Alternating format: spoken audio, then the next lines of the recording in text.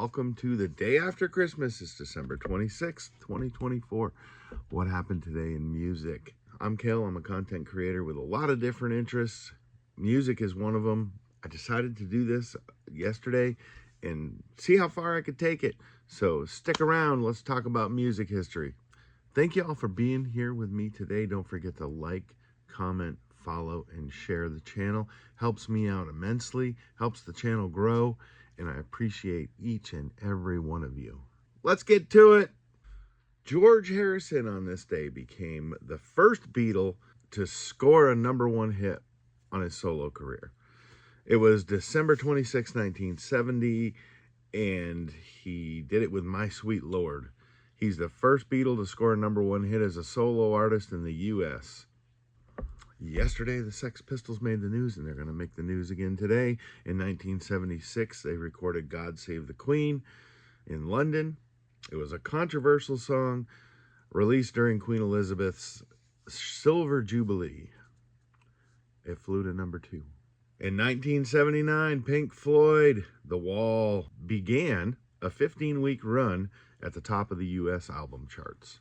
In 2007, Amy Winehouse's Back to Black was named the biggest selling album of the year in the UK. Today, it remains one of the largest selling albums of all time. In 1967, the BBC did a Boxing Day celebration by airing the Magical Mystery Tour in black and white. It was axed in less than 2 weeks. In 1981, AC/DC, Angus and the Boys, began a three-week run at the top of the Billboard 200 with the album For Those About to Rock. In 1968, Led Zeppelin embarked on their first North American tour. Yesterday they arrived. Today they embarked on their tour. An interesting note about the 1968 tour of Led Zeppelin, tickets were $5. Born on this day in December 26th, in 1935, Abdul Duke Farik from the Four Tops was born. Phil Spector was born. We'll talk about him in a minute. Henning Schmitz from Kraftwerk, 1953. 1963, the drummer for Metallica, Lars Ulrich, was born. In 1966, Jay Farrar from Uncle Tupelo and Son Volt. Haven't ever heard of either one. Probably need to check them out. In 1971, Jared Leto, 30 Seconds to Mars. In 1979, Chris Daughtry, and I believe he was a winner of one of the TV shows and went on to have a pretty decent career. In 1969, guitarist Peter Klett was born. He's the guitarist for Candlebox. In 1966, Jay Younger, the guitarist for White Zombie, was born in Chicago. 1953, Steve Witherington is a drummer for Ace, born in England. 1951, Paul Quinn was born, a guitarist for Saxton. He was also born in England. In 1946, the keyboardist for the Nitty Gritty Dirt Band, Bob Carpenter, was born in Philly. December 26, in 1990, Andy Biersack, I believe I got that correctly, American singer and pianist, founder and lead vocalist for the American rock band The Black Veil Brides, was born. A UK bassist by the name of Dana Baldinger for the Popinjays was born in 1963. In 1962, American drummer James Kotak, best known for his work with the German hard rock metal band the Scorpions, the Scorps, which he joined in 1996. On this day in 1943, Fleming Williams from the Hughes Corporation was born. Had a #1 and a #6 single in 1974, which was Rock the Boat, baby, rock the boat, don't tip the boat over. Did I get it right? On this day in December of 2019, we lost an American singer and musician, Sleepy LaBeef. He died at 84. He was a rockabilly type performer. And one year did 300 performances. Go Sleepy. You weren't sleepy at all. In December of 2017, Jim Burns, the co-creator of MTV's Unplugged series, and hosted some shows with Eric Clapton, Nirvana, and Jay-Z. He died at the age of 65. He was struck by a taxi. Not a great way to go. Died a few days later. Poor guy. Rescue Me. I gotta stop singing or else nobody's gonna watch this. In 2012, Fontella Bass, the U.S. female singer and a pianist, she had a 1965 number 4 in the U.S. and number 11 in the U.K. She had a heart attack at the age of 72 and is famous for Rescue Me.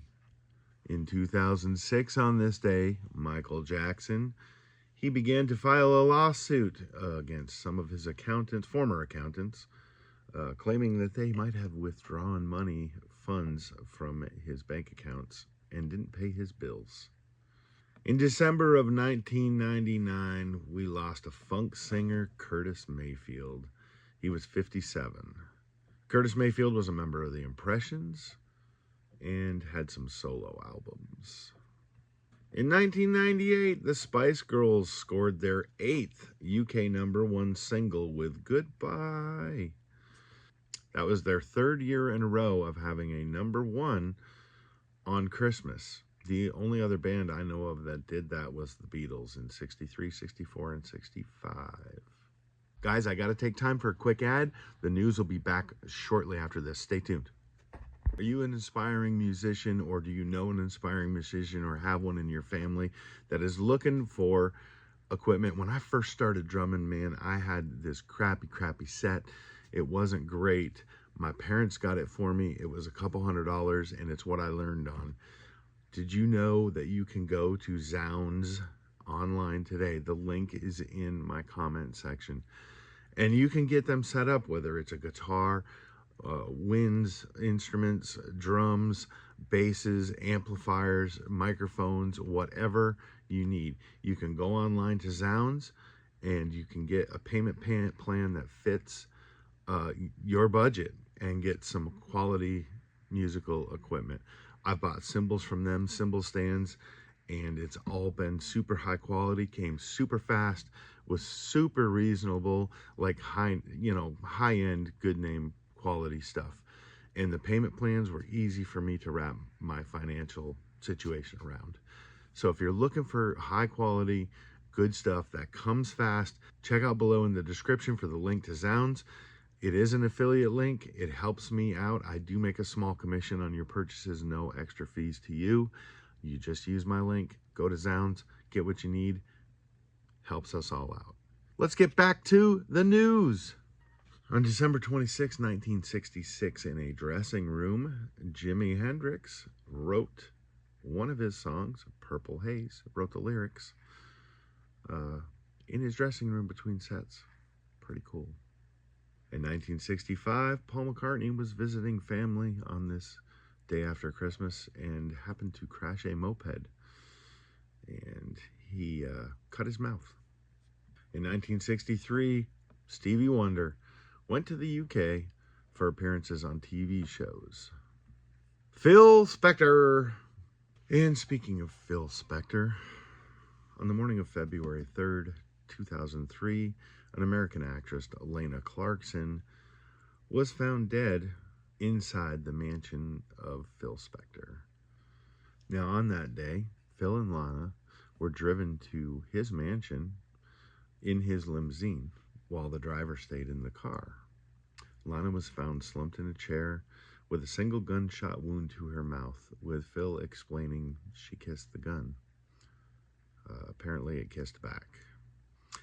Phil was later tried and convicted. He was hung jury on the first trial, so they retried him with a different charge and was convicted. He was sentenced to 19 years to life in 2009, and Phil passed away in January of 2021. Interestingly enough, Robert Shapiro was one of his lawyers. According to prosecutors in the case, the Spectre had previously pulled a gun on 4 other women and had done so to prevent them from walking out. Over the years, Phil had filed some appeals. None ever worked out for him, and Phil passed away in prison.